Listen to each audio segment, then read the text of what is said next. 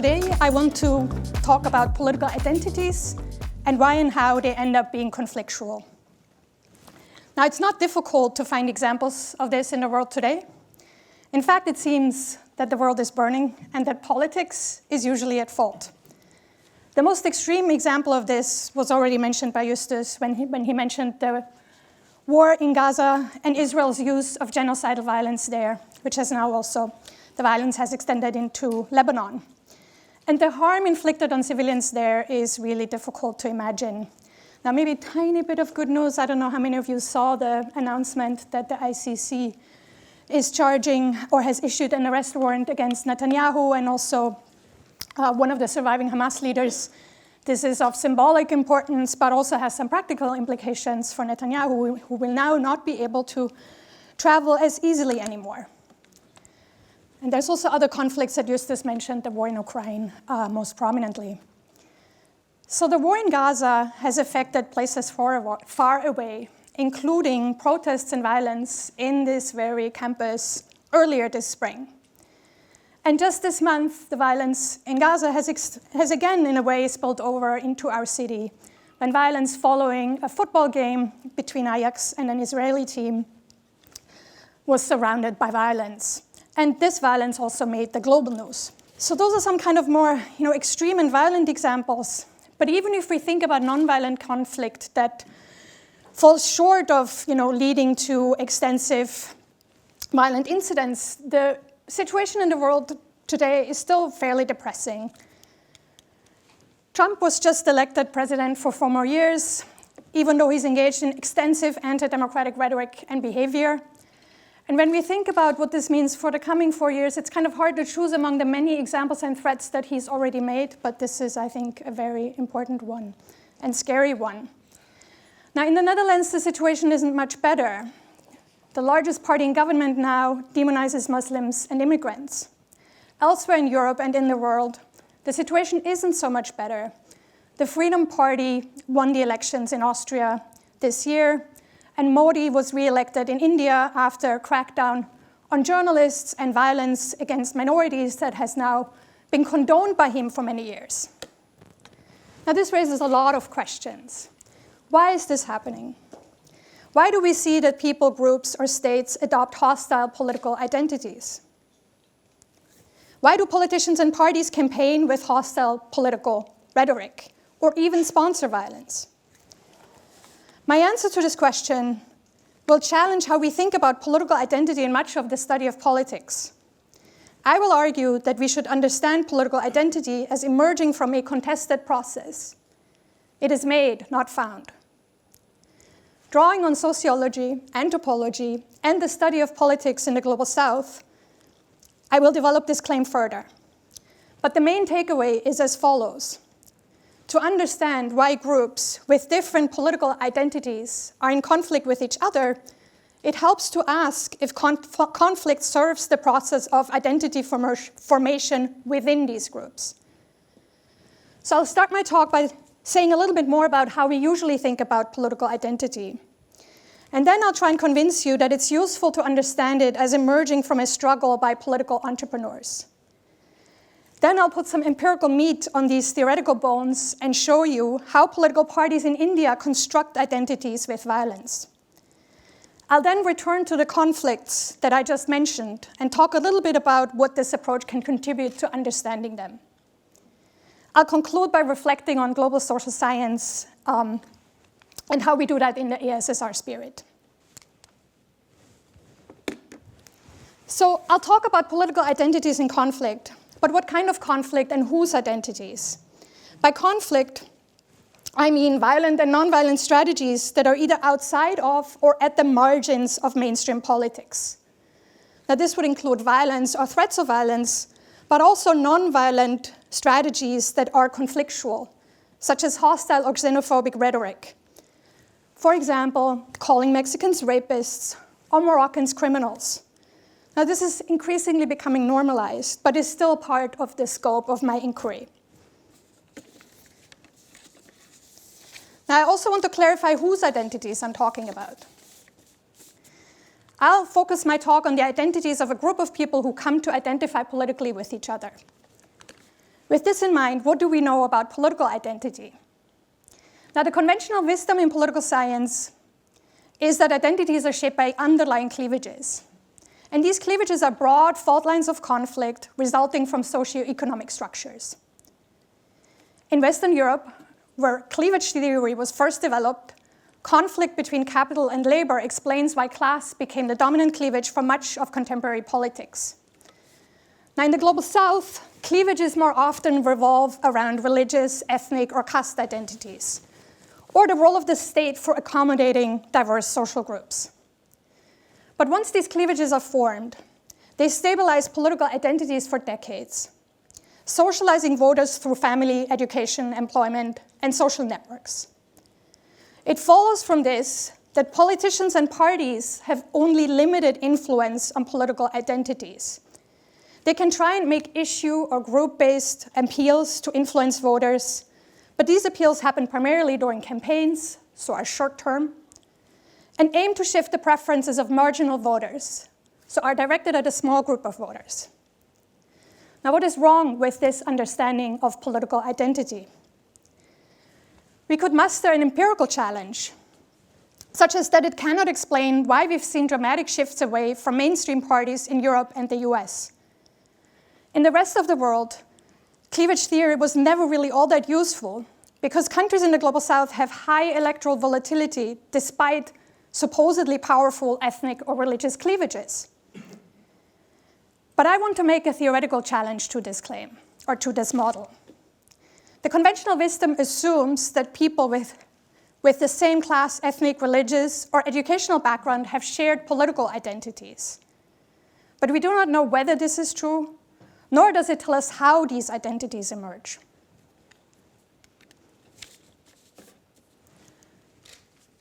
The core argument of my talk is that political identity is actively constructed. Rather than emerging organically from underlying cleavages, identities are shaped by a process I call political articulation. Now, what do I mean by that? Political articulation means integrating diverse interests and identities of a group of people and shape it into a coherent political identity, while also differentiating this identity from others. Now, let me explain a bit more. Political identity, just like any other group identity, means that some people are part of the group, others are not.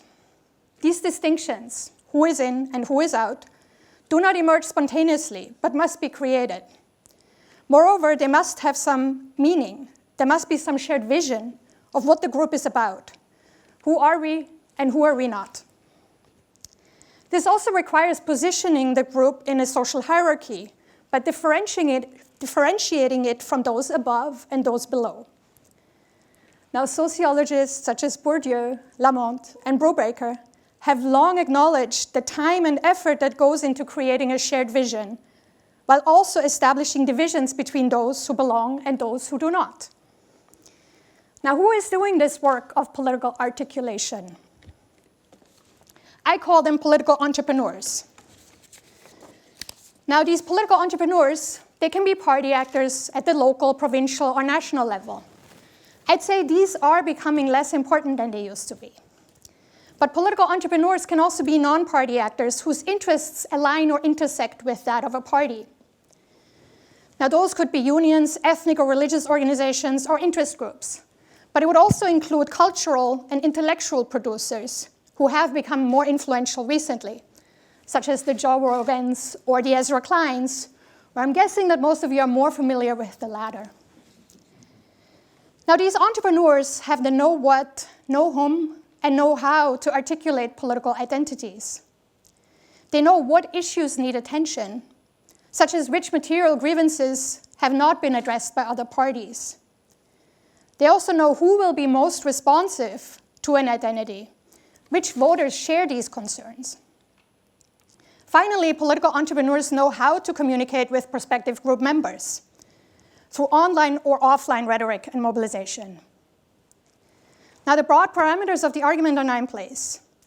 Political entrepreneurs articulate political identities based on their knowledge of underlying concerns and voters' identities.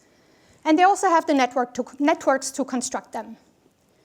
They do this by integrating voters with diverse identities while also establishing divisions between them and others.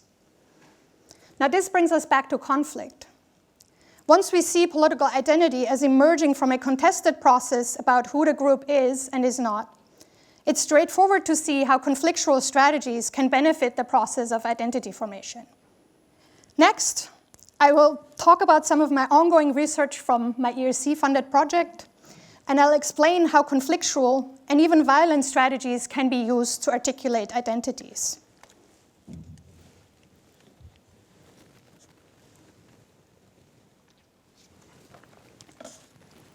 So the insights on how political articulation works in action come from my ERC project on elections, violence, and parties.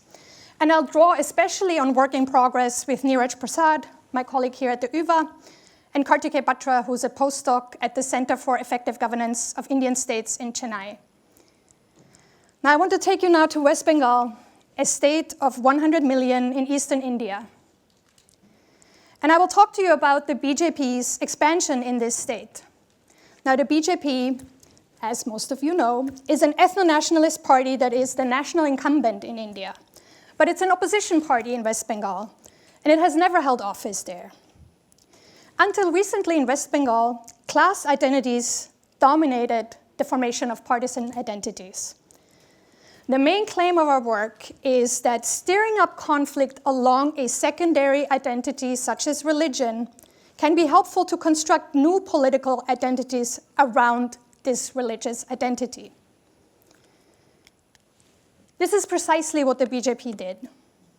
When expanding its footprint in the state, it started sponsoring religious rallies around the birth of God Ram.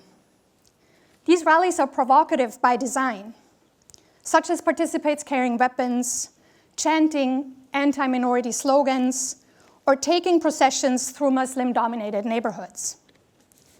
Sometimes in these processions, violence erupts, such as in a rally in Murshidabad earlier this year, as you can see in the tweet. Now, we argue that when people experience violence or witness it, it activates their religious identity and brings them closer to that identity. It also, at the same time, makes them more hostile or moves them further away from the outgroup, from those people not sharing this religious identity. And violence does this by demonstrating that religious identity is crucial for identification and that connecting with others who share it is important. Now, politicians also interpret this violence. In the aftermath of violence, the BJP portrays itself as a protector of the Hindus and blames other parties for failing to do this. Now, this gives violence political meaning, and it moves people closer to them as their political sponsors. Now, note that this process can unfold no matter who was behind the violence. When violence happens, there's usually confusion about what really happened or who did it. And this ambiguity opens up space for strategic political motives. And powerful actors such as the BJP, who in fact sponsored violence, can portray their supporters as the victims. They control the narrative. We can see these elements in the tweet. It claims that Hindus were victims and blames the incumbent government for failing to protect them. Now, our more systematic analysis also bear this out. In this paper, we use a mixed method approach and 3 types of data to explore the argument. First, we find that polling stations with violence before elections have greater vote shares for the BJP than those experiencing violence after elections. Second, we conducted a survey along the route of violent rallies, and we found in that survey that Hindus exposed to violence were more likely to identify with religion, with their religious identity. They were more hostile to Muslims, and they also said that the BJP protects them. Finally, we analyzed campaign speeches. And in those speeches, we found that the BJP relies on rallies to craft narratives of Hindu victimhood and portray itself as a protector of Hindus. Now, these conflictual strategies against the outgroup, in this case Muslims, increase the cohesion of Hindus under a new political identity. Or, as one voter put it, being Hindu becomes synonymous with being a BJP voter. In other words, violence has important in-group goals. I said I would return to the recent violence in Amsterdam. Now, there are many factors that are relevant, and I'm not claiming I have the most important explanation for what happened, or even any fully formed explanation. But I believe the violence is also about shaping political identities. Now, many things went wrong in this event surrounding the football game. I think the mayor deserves blame for not preparing for it more seriously, especially after what happened last spring. And I can understand how difficult it must be for those opposing the war to watch Israelis chant, pull down Palestinian flags, and engage in other provocations. Even worse, they get police protection for doing so, all the while the government is ignoring their calls to stop support for Israel. But we also need to continue to be able to talk about polarization on the pro-Palestinian side. Violent retribution is not okay, and I would say it plays into the hands of the Israeli regime. It very successfully used these events to make Jewish identities synonymous with Israel and sow division by branding everyone else as anti-Semitic. But the broader point is, when we see violence, it is tempting to see it as primarily between groups, but it may be as much about making an in-group more cohesive. In the beginning of my talk, I also talked about non-mainstream parties winning power in the US and in European countries.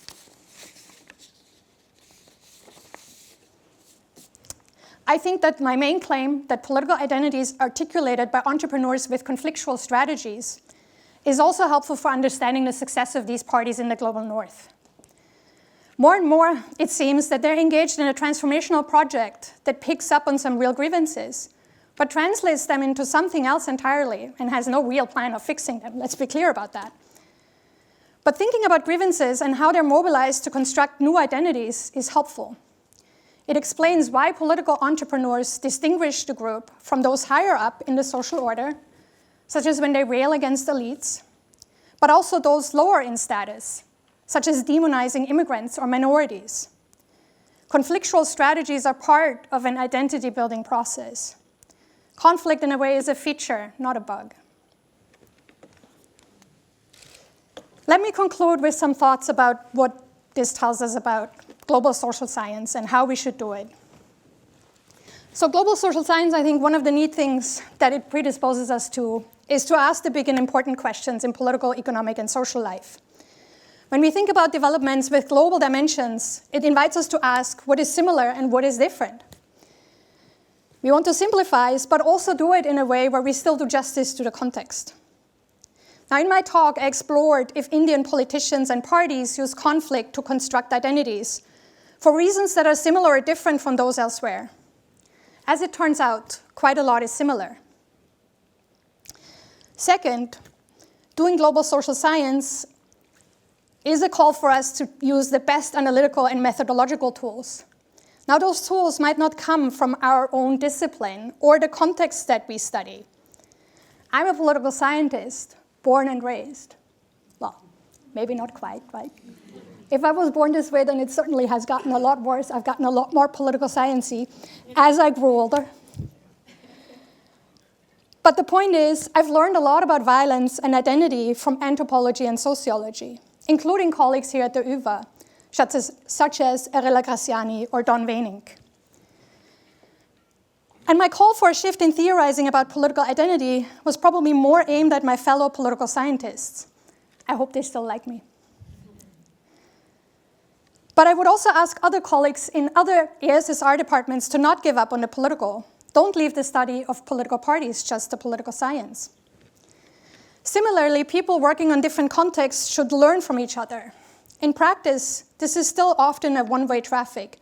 Those working on the Global South know the Global North scholarship, but not vice versa. At least in my case, learning from other disciplines and contexts has helped me understand things that are happening right here.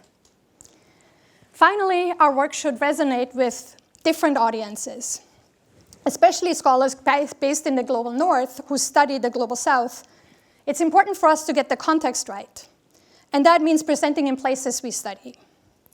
This has made my work a lot more meaningful and also allowed me to make new friends. And it can be important even when it's uncomfortable. last time I presented my research in West Bengal, which is a non-BJP state, I was heckled by a pro-BJP professor who accused me of lying, shouted at me, and eventually ran out to complain about me to the dean. It's my first time on the dean's list, I have to say. Now, this wasn't really a nice experience, and I also was concerned that my hosts would get in trouble. But I eventually found out that this is something of a badge of honor in Indian academia, and I'm trying to wear it as such. So I will end here, and I thank you for listening.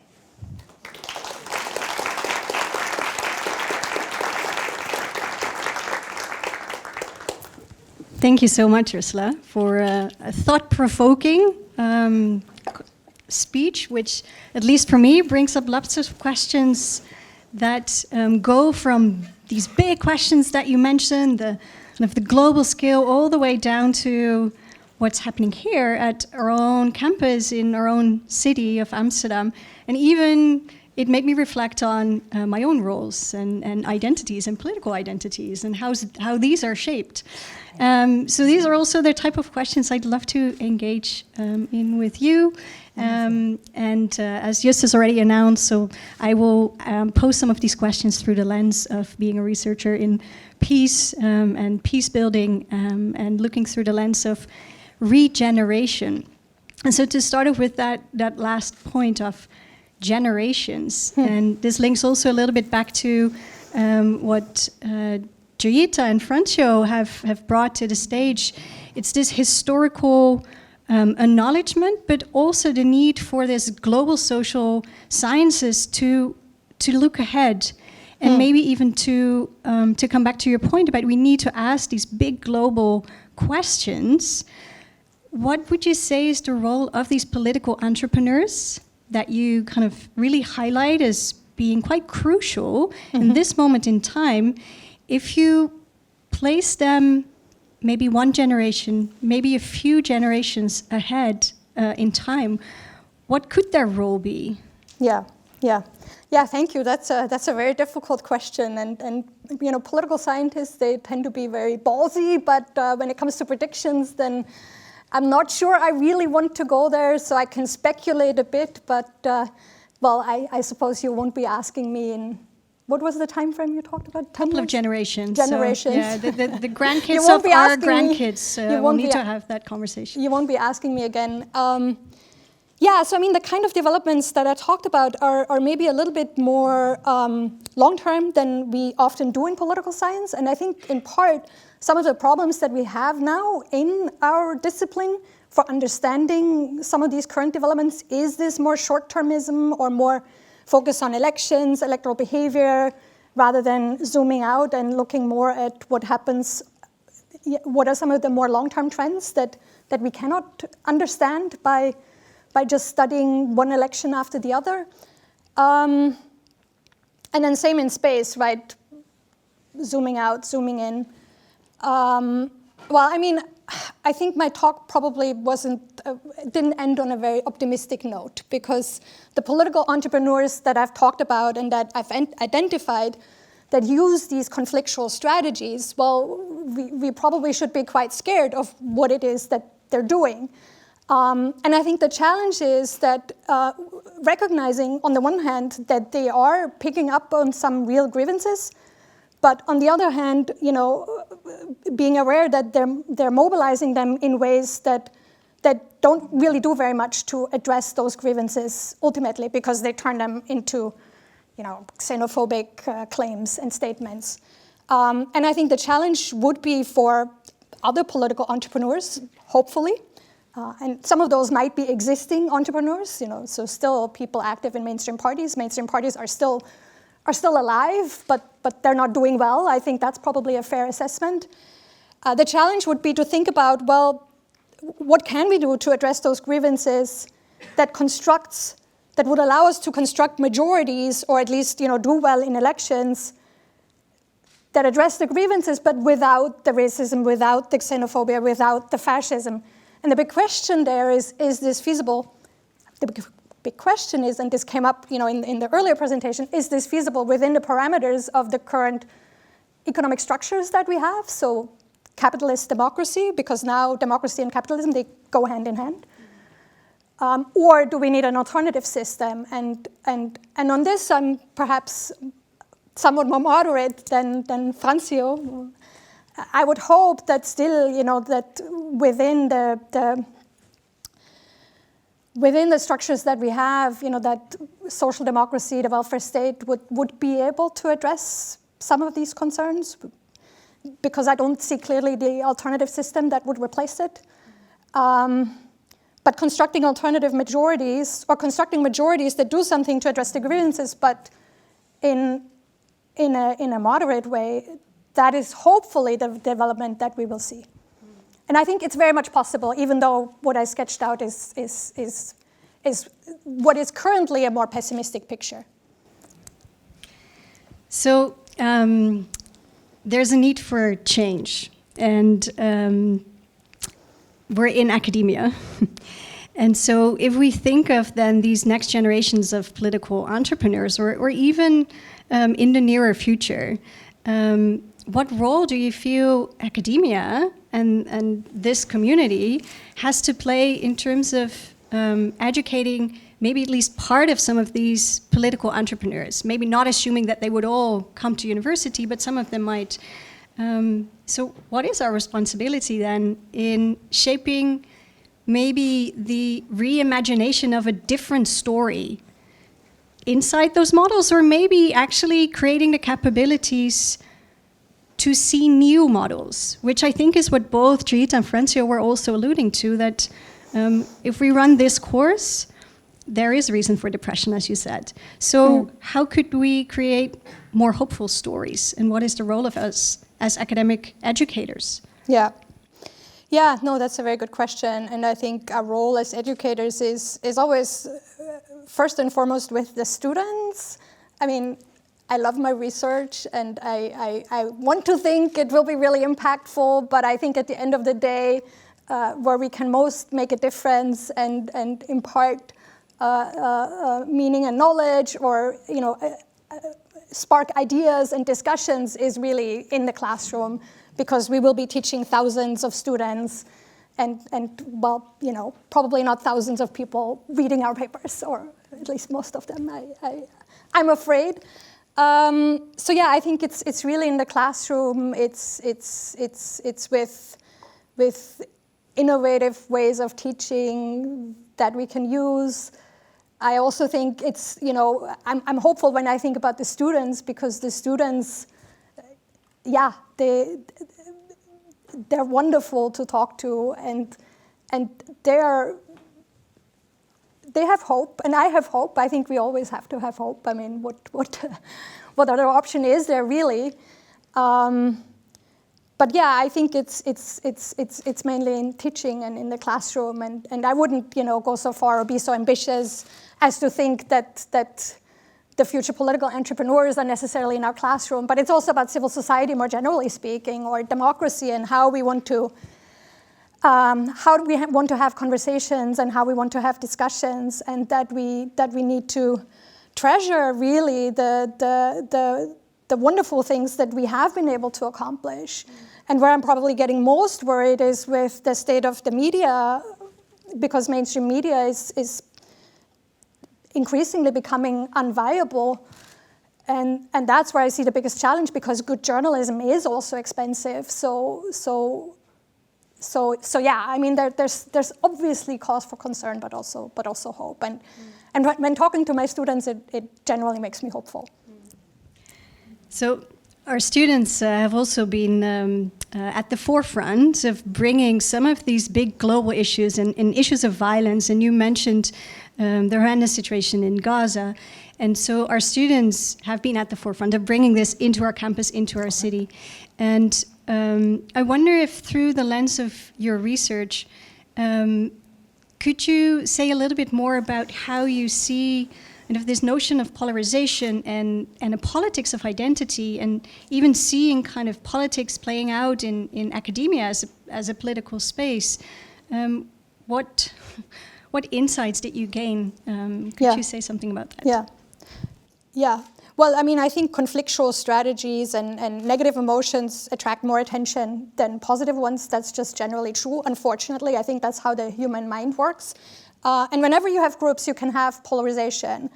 And we've seen the damage that violence and conflict can do in no time earlier this spring. And I think the most frustrating thing about it was that the damage came from decisions made by university leadership, which I think way too quickly escalated the situation rather than engaging with students. But cleaning up that damage and engaging with students and talking with them and making it clear that we understand them, that we're listening to them, that we think that the issues that they're bringing up are important, all of that work was done by people in this room. So I think that shows that it is possible, and that, you know, by engaging in real conversations and taking people seriously, we can correct some of the damage that is done. I mean, once polarization goes beyond of what we had experienced here in our campus, it gets more and more difficult. I think one answer that we can get from political science, and we can also see it, I think, in action in our university, and in a way also through the AISSR, is by making sure that there's still some cross-cuttingness in the cleavages. And if we think about the AISSR and how it's set up, it's doing exactly that, because we have research groups, but those research groups are not identical to teaching programs. And so that's how I get to interact with a lot of colleagues who otherwise I probably wouldn't speak much to.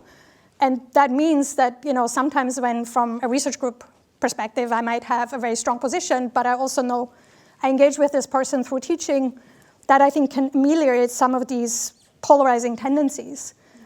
But it is, of course, you know, much more difficult to implement something like this and foster it once polarization has become more severe.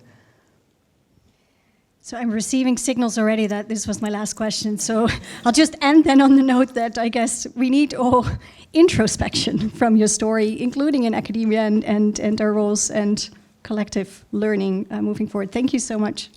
Thank you for your talk. Thanks.